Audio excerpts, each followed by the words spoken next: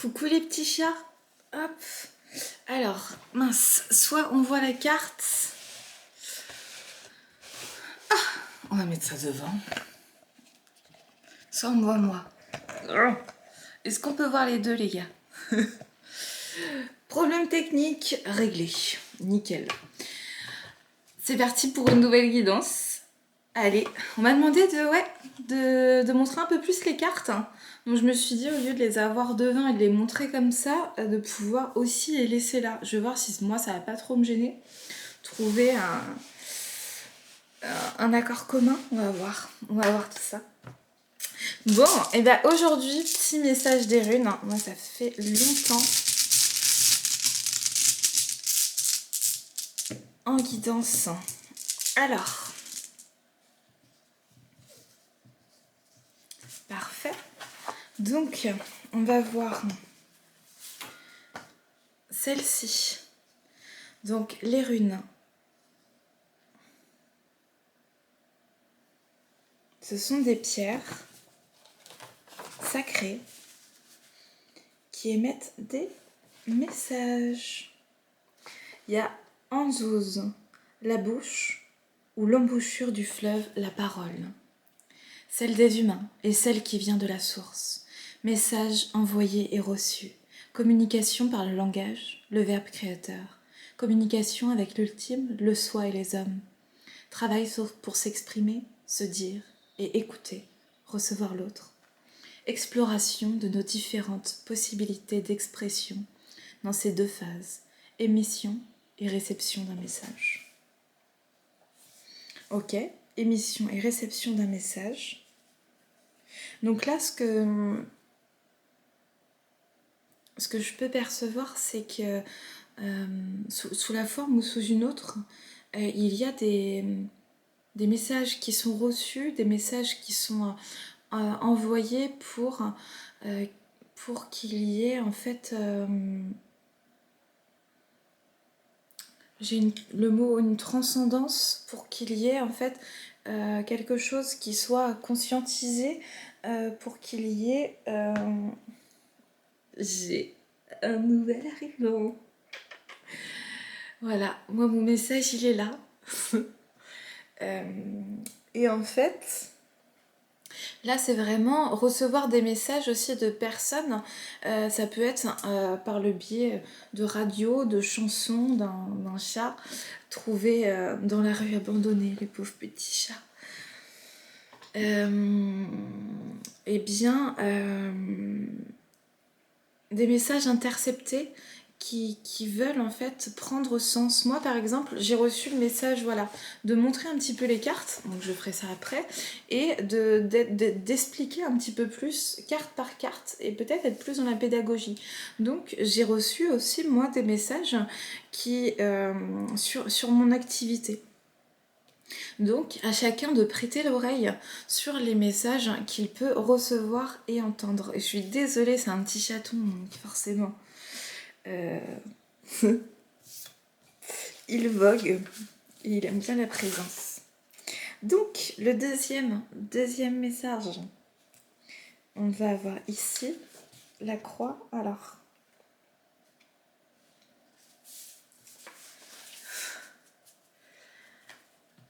notice, le besoin, la contrainte, nécessité, et bien sûr il joue avec, forcément. Le besoin, la contrainte, nécessité, tension, manque, difficulté, pénurie, situation tendue ou conflictuelle. Invitation à se regarder en face, se remettre en question, s'ajuster, garder l'espoir, la confiance en soi, préparer la sortie du tunnel, respirer, réagir. Ok, le besoin, la contrainte. Là, on est plutôt sur l'idée en fait de préparer la fin d'un cycle pour commencer un nouveau cycle. Ce nouveau cycle peut être tant au niveau spirituel, c'est-à-dire au niveau de la pensée, au niveau... Non, là, je vais te virer. Voilà. Là, je vais lire.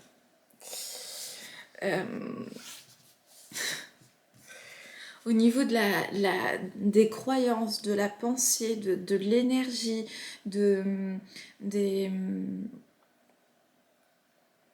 euh, d'une élévation spirituelle que au niveau matériel, c'est-à-dire de nouveaux projets, trouver sa mission de vie, trouver des personnes avec qui collaborer, se rapprocher. Et en fait, tout ça, c'est quelque chose de préparatoire pour pouvoir, en fait, quand le chemin sera et le temps sera venu, pouvoir, en fait,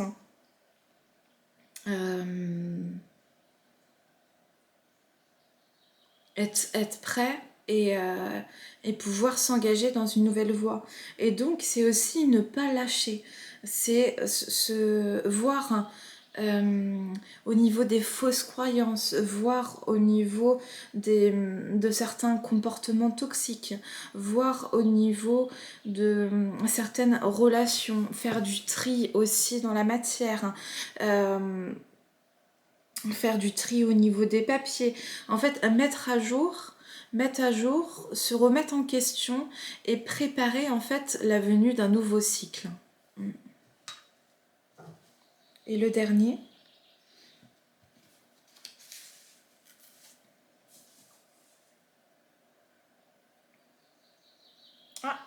il se met comme ça. L'eau, la fluidité, représente la réception au-dedans de l'énergie du dehors, l'énergie féminine, la femme, le monde de l'amour, attraction, passion, émotion, sentiment, sympathie, amitié, bonté, empathie universelle. Le monde de l'intuition, sensibilité, fusion avec la nature universelle. Rune de cœur, l'eau qui coule, lâcher prise, flexibilité, souplesse, adaptabilité, abandon, confiance en soi et dans la vie, perception de l'infini en nous, écoute du guide intérieur. Donc là, nous sommes sur l'énergie féminine, l'eau qui représente aussi...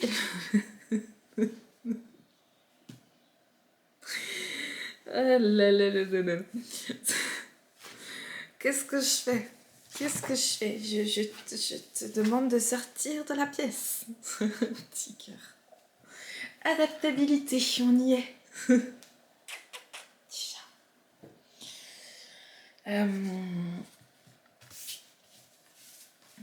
L'eau, les émotions. Là, on est sur la part féminine. Donc tout ce qui relève de l'intuition, de ce qui est impalpable, de nos ressentis, de nos émotions. Est-ce que l'eau a coulé sous les ponts?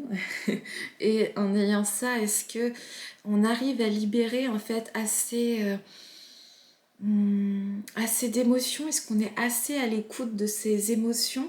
Est-ce qu'on est assez à l'écoute aussi de ce qu'il y a à l'intérieur de nous, de nos ressentis, de notre cœur? Ou est-ce que au contraire c'est la raison qui peut l'emporter?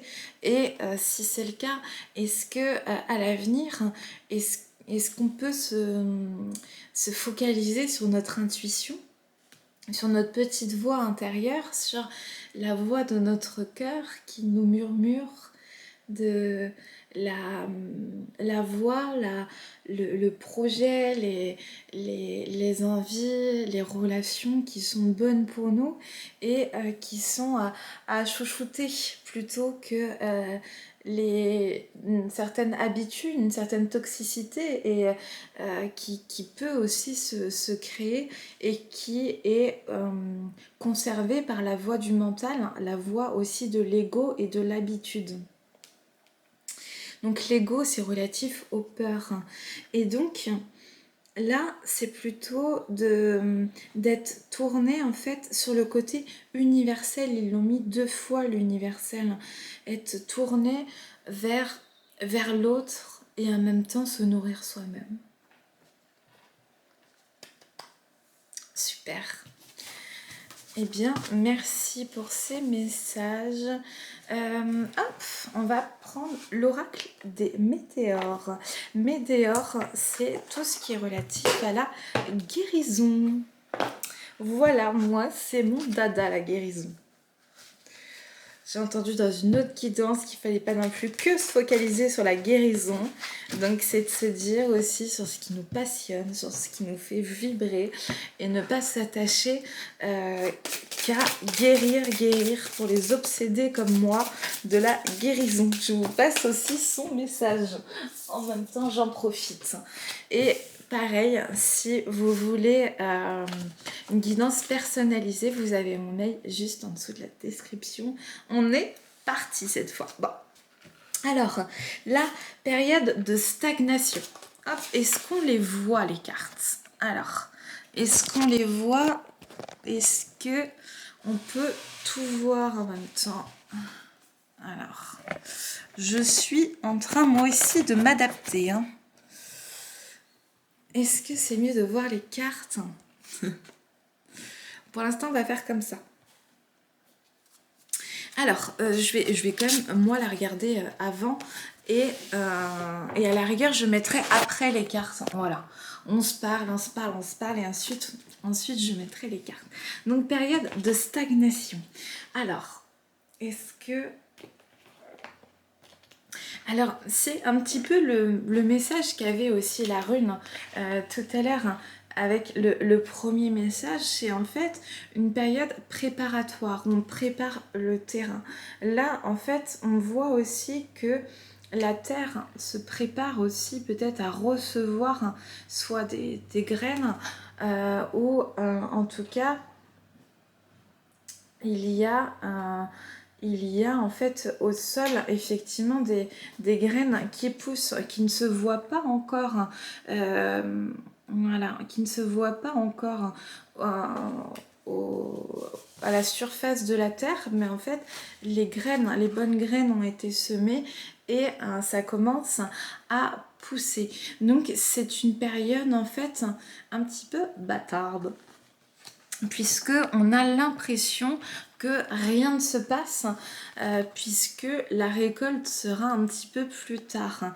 Et en fait, quand on pense un petit peu au cycle de la vie et au cycle aussi de la vie, par exemple avec une femme enceinte, une période de gestation de 9 mois, ou au cycle de la nature avec les 4 saisons où la terre se meurt pour ensuite renaître, faire fleurir et après ça tombe et il y a une période de dormance. Et bien c'est un petit peu pareil. C'est comme si là il y avait une certaine période de dormance et que il y avait besoin encore d'un petit peu de temps pour que les graines puissent être puissent pousser.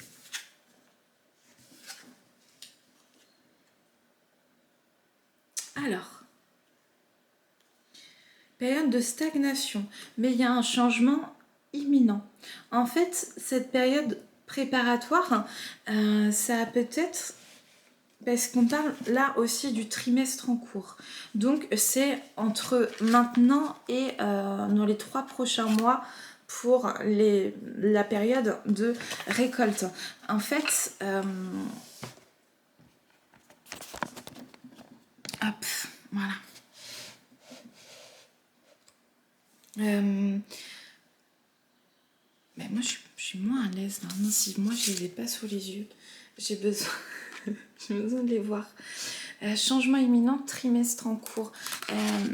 Là en fait voilà, période de 3 mois pour pouvoir récolter un petit peu ce qui a été semé. Et j'ai comme message, donc on a l'ex-partenaire. Avec l'ex-partenaire, ce que j'ai comme message, c'est de se dire que une ancienne relation,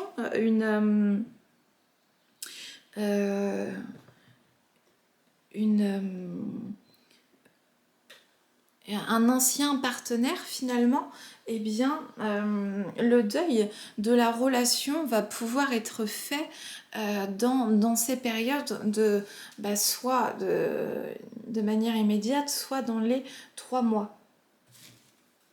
Donc deuil de la relation ou pour l'ex-partenaire et la période de stagnation, c'est qu'en fait, il y en a qui attendent peut-être aussi de trouver un nouveau partenaire, d'être de nouveau en fait en couple. Et là, en fait, pour l'instant, il y a cette période de stagnation qui permet en fait de faire le deuil de la relation pour laisser une place neuve à une nouvelle rencontre quand ce deuil sera terminé. On va voir s'il y a d'autres messages avec l'oracle des Médéors. Parce que là, en fait, c'est un temps pour cultiver donc l'amour de soi. Pour cultiver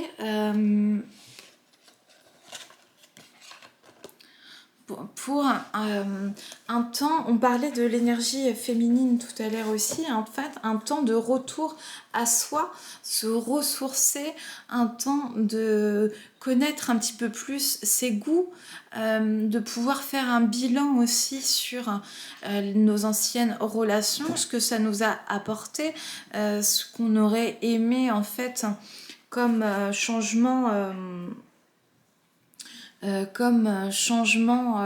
dans ces relations, ce qu'on aurait en fait voulu comme comportement de soi-même, de l'autre personne, qu'est-ce qui a amélioré chez moi, et faire un petit peu le bilan de nos anciennes relations, dont la dernière aussi, pour pouvoir tirer les enseignements qu'il y a à tirer.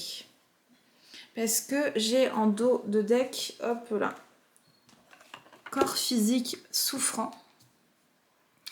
Les mots en fait de l'âme se reflètent aussi dans le corps.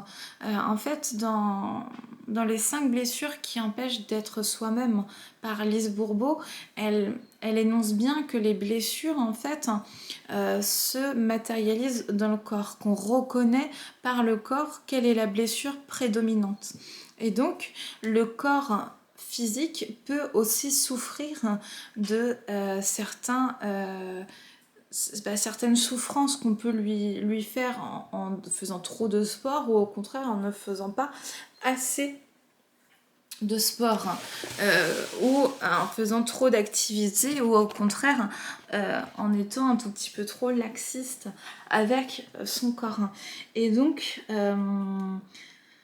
là, avec le corps physique souffrant, ce que ça peut nous dire, c'est que de regarder en fait peut-être les zones où il y a un blocage, et peut-être de regarder la signification spirituelle, et ensuite d'accorder un soin particulier à cette zone en particulier. Donc pour ça, il peut y avoir les classiques, ostéopathe, kiné, mais il y a aussi avec la lithothérapie le pouvoir des pierres, pouvoir apporter un soin ou un soin énergétique sur YouTube. Il y en a des très bons. Donc voilà, c'est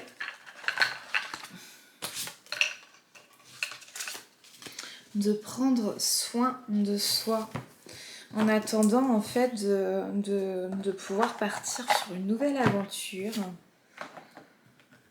C'est faire le bilan et prendre soin de soi surtout. L'oracle de la Terre d'Anka. Là, c'est un oracle pour comprendre et libérer ses blocages transgénérationnels. Donc c'est de Stéphanie Abellan. Et pareil pour l'oracle des Médéors, j'en ai 4 de Stéphanie Abellan.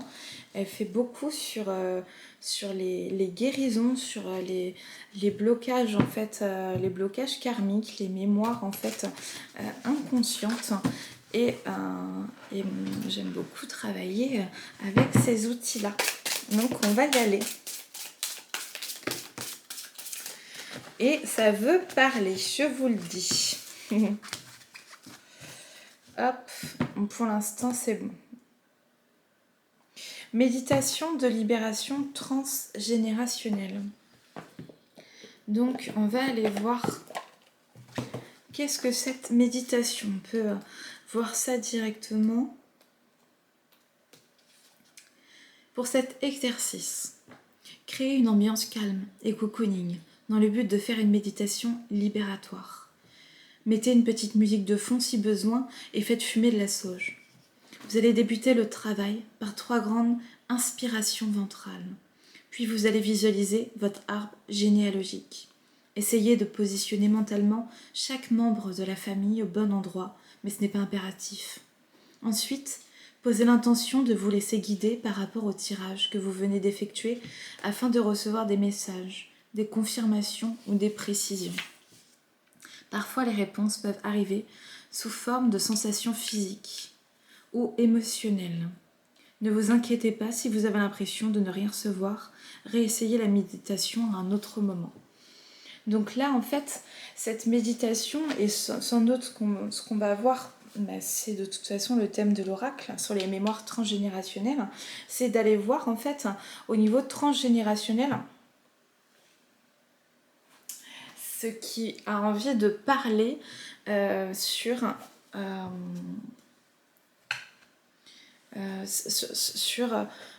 les mémoires en fait avec les parents, grands-parents et d'autres, toute la lignée même qu'on n'a pas spécialement connue. Ok, donc la première carte c'est le transfert. Alors un transfert c'est quand on projette sur l'autre quelque chose qui nous appartient. On voit chez l'autre, en fait, soit quelque chose qui nous appartient en propre et dont on n'a pas conscience, soit au contraire quelque chose qui appartient à un de nos proches et qu'on n'a pas réglé, qu'on ne supporte pas, ou quelque chose à l'opposé de nous et que nous ne supportons pas. Je m'explique pour ce troisième point. Si c'est à l'opposé de nous, si c'est quelqu'un par exemple qui dépense beaucoup et qu'on se dit ah là là, on se juge, il est très dépensier, il dépense pour un rien, etc. et on juge là-dessus. Et bien si nous au contraire on fait très attention à notre argent et qu'on est limite à pas se faire plaisir, et ben c'est en fait cette frustration et ce côté de ne pas s'autoriser à dépenser un peu plus qui nous fait juger l'autre. En fait c'est on dit quand on juge quelqu'un, on pointe 3 doigts en direction de... Non, un doigt en direction de la personne et 3 doigts dans sa propre direction. Donc c'est quand on transfère, et là justement...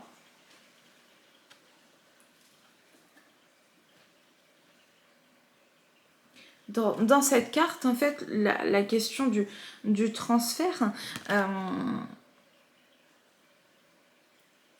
c'est qu'au niveau héritage, certaines choses sont transférées, sont héritées de génération en génération, en génération, en génération, sans qu'il puisse y avoir une libération. Et on peut juger ses ancêtres ou regarder ou faire le total inverse, ou être attiré par des personnes qui ont des comportements qui nous déplaisent, parce que ces mémoires ne sont pas totalement conscientisé et libéré.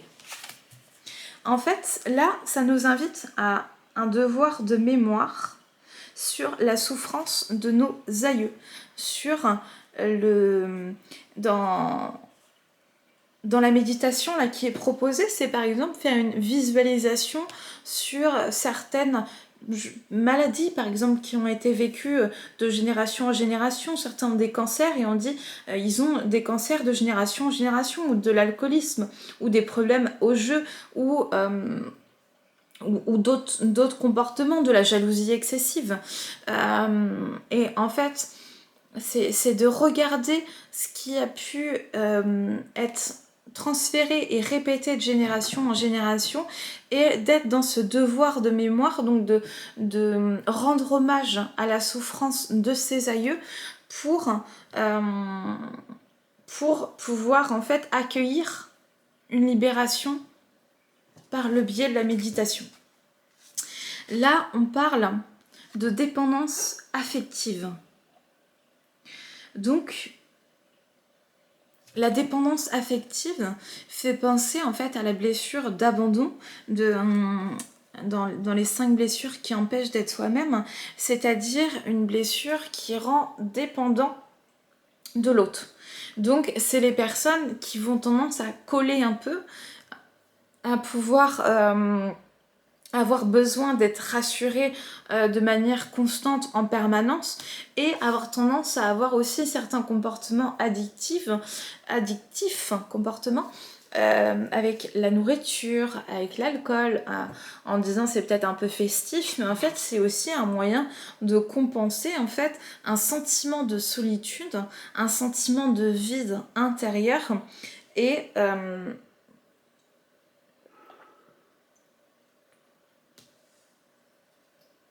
donc c'est de pouvoir regarder en fait dans les générations précédentes est-ce qu'il y avait en fait des indices montrant en fait de la dépendance affective. Pour d'autres où c'est l'adultère. Donc toujours dans ce devoir de mémoire et dans cette méditation, c'est de rendre hommage et à ceux qui le savent ou non, parce il peut y avoir aussi des secrets de famille et des non-dits dans les familles, ce qui a été un adultère. Donc on va parler d'une non-exclusivité au niveau sexuel, et d'aller voir ailleurs, d'avoir une double vie, de tromper, de tromper la personne.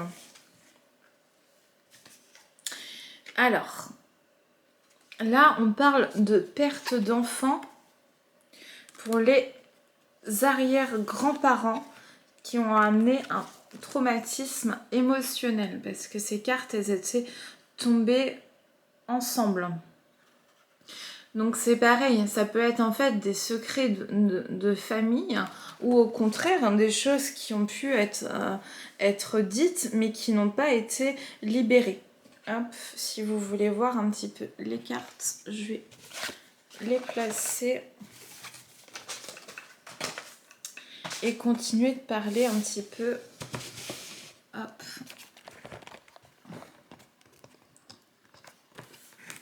Vous pourrez me dire en fait si c'est peut-être pas la meilleure méthode, je vais réfléchir. En fait, quand on parle de perte d'enfant, ça peut être soit une fausse couche, c'est-à-dire qui peut être consciente ou inconsciente aussi, parce qu'il peut y avoir des fausses couches sans véritablement le savoir.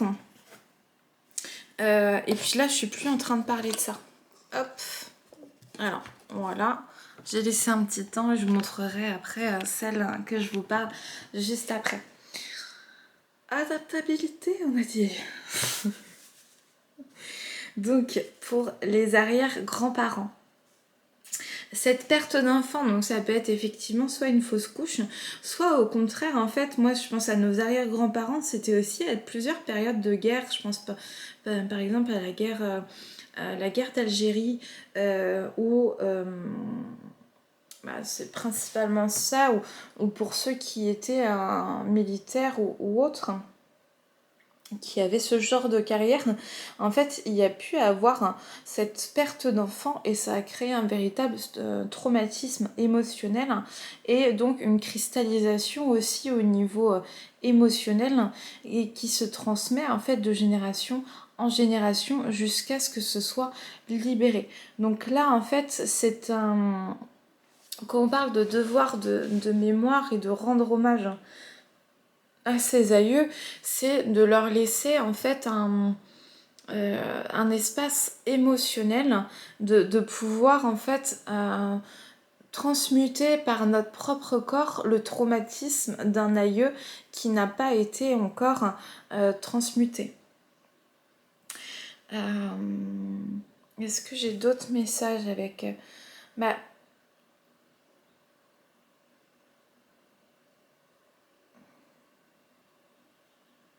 et en fait, il peut y avoir un rapport aussi entre la perte d'un enfant et la dépendance affective à côté, puisque après, on a la peur de perdre.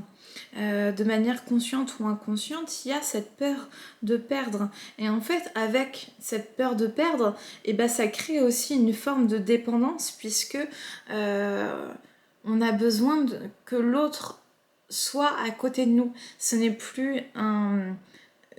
plus vécu comme une envie, mais plutôt un besoin, et un besoin d'être rassuré.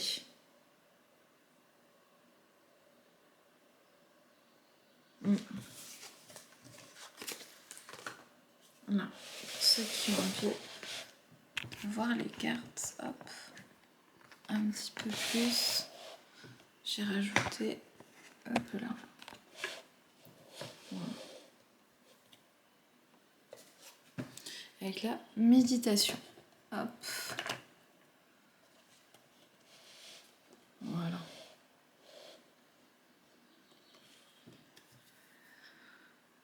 Donc si vous n'avez pas de sauge, vous pouvez aussi allumer une bougie.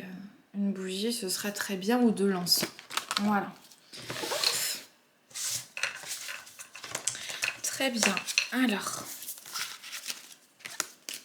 on va continuer les messages avec... Hop. Ça, je le remets ici. Avec l'oracle de la lanterne. Hop. Donc ça, c'est relatif aux 4 âges du féminin sacré. Nous avons tous le féminin sacré en nous. Et en fait, on passe de la jeunesse, l'adolescence, l'âge adulte à l'aîné. Donc on va aller voir avec l'oracle de la lanterne. Donc on est avec l'aîné, l'amour de soi inconditionnel. Nous ne pouvons recevoir l'amour que lorsqu'on aime et vit inconditionnellement notre intégrité. Donc là, hop, ce qu'on peut voir en fait, c'est que déjà elle enveloppe son corps. Elle va prendre soin de son corps. Son corps va être son bien le plus précieux. Elle va être enveloppée en fait.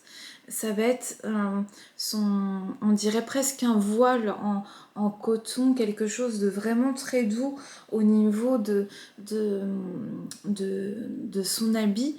Et en fait, on voit ici qu'elle porte le monde à travers elle, à travers ses bras. Et là, elle peut porter le monde parce qu'elle se nourrit assez elle-même dans l'amour de soi inconditionnel.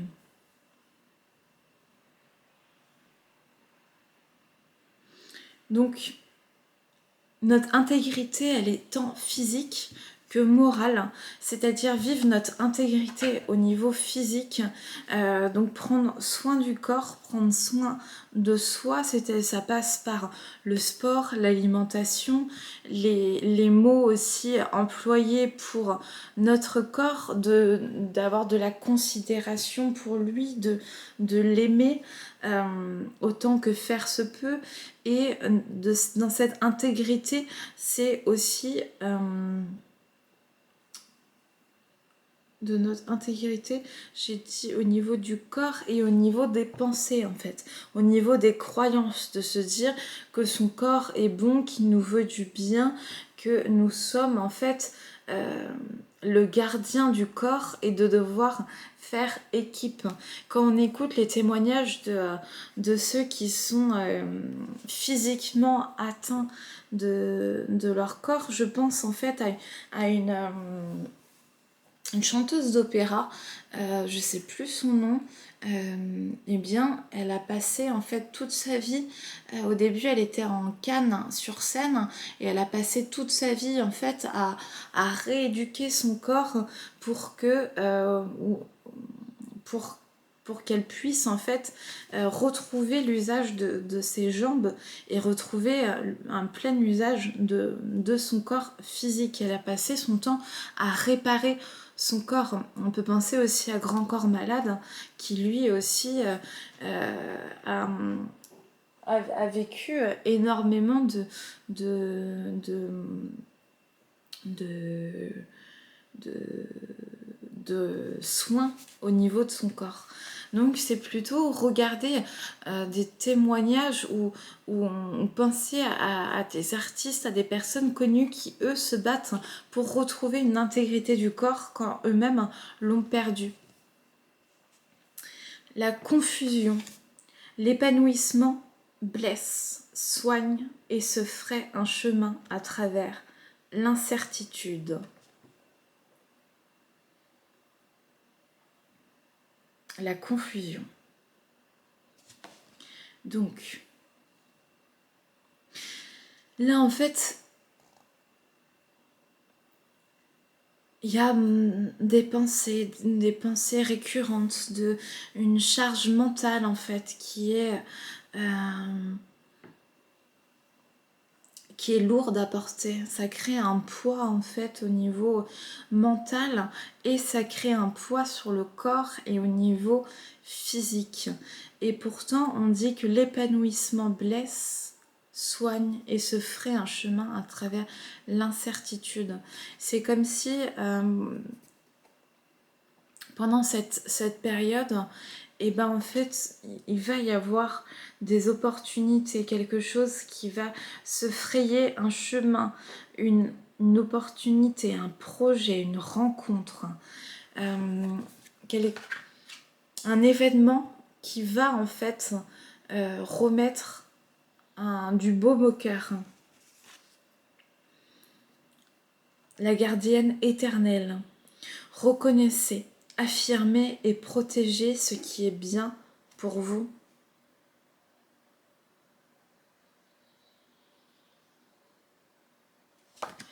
Là, en fait, on voit qu'elle a les yeux fermés, qu'elle est en posture d'attente, et pourtant, elle est confiante, elle sait où elle va, elle est conquérante, et elle a la foi, en fait. Elle peut tout transcender, tout traverser, tout et tout protéger, même en ayant en fait les yeux fermés. Elle est armée et prête à déployer son arme, son arche pour pouvoir.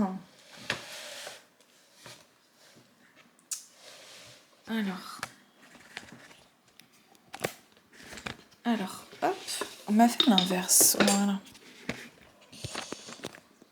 Voilà. Je vous montre les trois.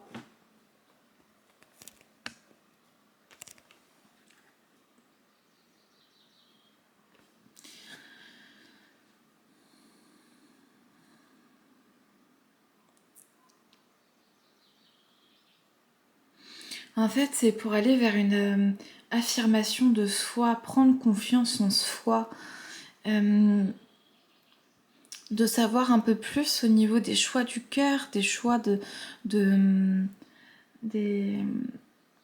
qu'est-ce que notre intuition nous appelle en fait à faire, à devenir, à incarner et en fait faire en sorte que ce ne soit pas le mental qui prenne en fait un rôle prédominant, mais au contraire la foi, la force intérieure et cette féminité sacrée,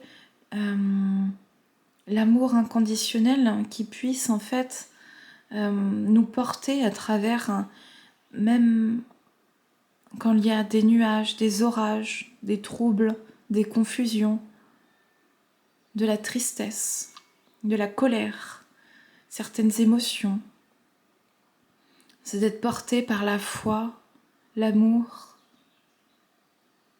et la bienveillance.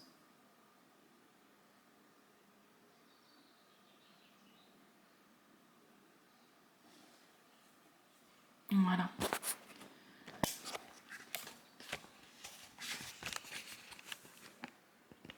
Ouf. Ok.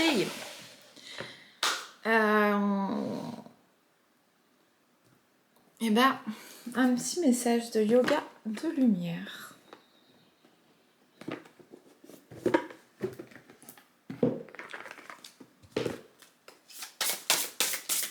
Parler du corps, donc allons voir avec les magnifiques dessins.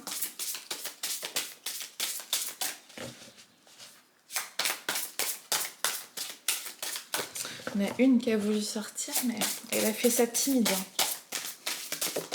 Il y en a qui ont envie de sortir de leur coquille, ils font leur timide. C'est quoi ça? Retour à soi, nature, ressourcement. Donc là, en fait,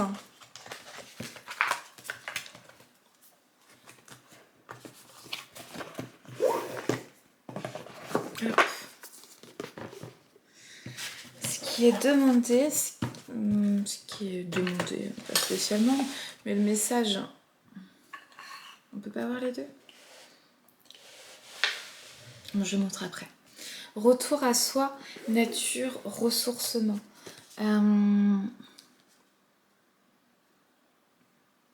C'est en fait d'aller se connecter donc à Mère Nature, à Gaïa. Donc là, on est plutôt sur le...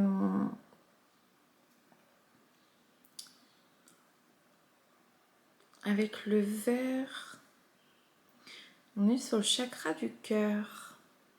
On est sur le chakra du cœur. Connexion à la nature, connexion au cœur encore, connexion à soi. Et en fait, on voit avec sa posture le fait qu'elle soit un peu recroquevillée encore sur elle-même, son mouvement comme ça. Elle touche encore le sol avec son doigt de pied, ses doigts de pied, mais dans le même temps, tout le reste du sol, tout le reste est décollé du sol. Elle reforme une boule, un peu comme le fœtus. Et en fait, c'est prendre du temps pour soi. Quels sont les moyens que j'ai pour me ressourcer? Peut-être aller me balader en forêt, en pleine nature, près d'un lac. Quelque chose en fait qui me redonne de l'énergie. Être sous la pluie. En tout cas, rester un petit peu avec soi, pour soi. Ouais. Et avec l'autre, reliance, reflet, union. Reliance, reflet, union. En fait, ce retour à soi, c'est comme tout à l'heure aussi une période préparatoire à mieux accueillir l'autre tel qu'il est. À rentrer en fait dans une union, dans une certaine fusion, mais en étant en fait bien sur ses propres acquis, bien ancré au sol. Et là, on est plutôt sur le chakra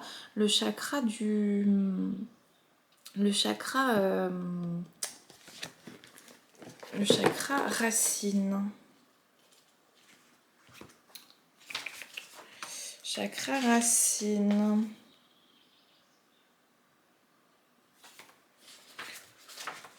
Hop. Et donc... Non, on est sur le chakra sacré. Voilà. Sacré. Donc, imagination, créativité, procréation et maison. Donc là, hop. Et 33, je vais quand même regarder. Ouais, c'était chakra du 3e œil aussi. Chakra du 3e œil. Ouvrir le plan invisible. Voilà. En fait, c'est en étant un retour à soi et en étant seul qu'on se relie aussi un peu plus et qu'on crée une connexion divine plus puissante. Et là, sur le chakra sacré, c'est la reliance avec l'autre.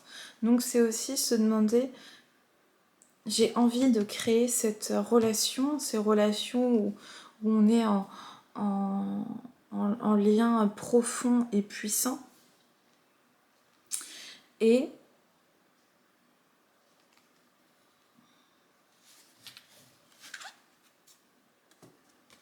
là, on a libération, harmonie, nouveauté. Libération, harmonie, nouveauté. Oui, c'est comme si grâce à une libération, en fait, grâce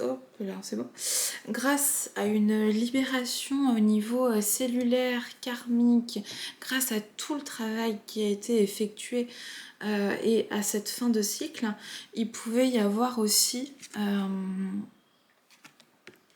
des nouvelles relations qui se créent, de la nouveauté, des nouveaux liens, des nouveaux contrats d'âme, des nouveaux projets et qui est plus en harmonie, qui est plus en équité, en équilibre par rapport aux relations qui a été connues avant, qui étaient peut-être aussi basées, comme on a vu tout à l'heure, un peu sur la dépendance affective ou des jeux dominant-dominé, peu importe en fait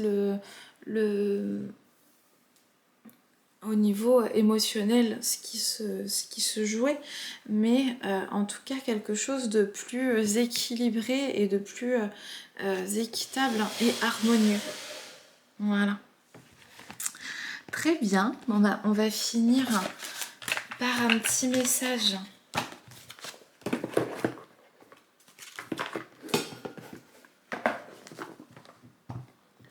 Des guides de lumière.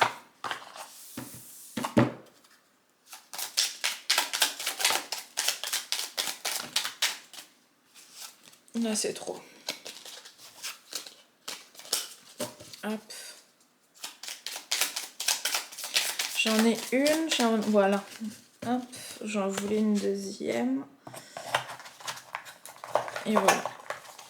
Alors, et j'en ai eu 3. C'est bien si. Fais attention à tes rêves. Des clés importantes pour ton cheminement te sont données dans tes rêves. Demande à t'en rappeler et note-les sur un cahier afin d'y déceler un fil conducteur avec des messages et des réponses claires. Donc, on parlait en début de guidance qu'on devait recevoir des messages. Donc, pour certains, j'avais pas pensé, mais effectivement, un petit carnet de rêves, avoir toujours un petit carnet à côté de soi pour noter ses rêves. Écoute ton âme. Que veux-tu profondément ? Ton âme sait pourquoi elle est revenue dans cette incarnation et quel est ton chemin. Fais-lui confiance, laisse-toi guider pour aller vers ton plein potentiel et ta belle réalisation. Ah non, mon âme me fatigue un peu en ce moment. Attendez.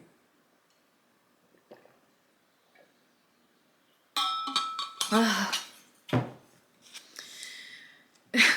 Donc, lâcher prise, se laisser porter et se laisser guider par son âme.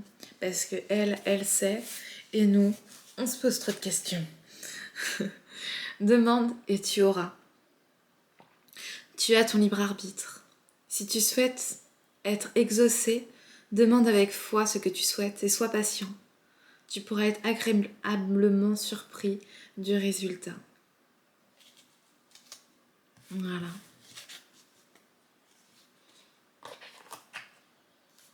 Bon, eh bien, ça a été un plaisir. Je vous dis à bientôt. Salut.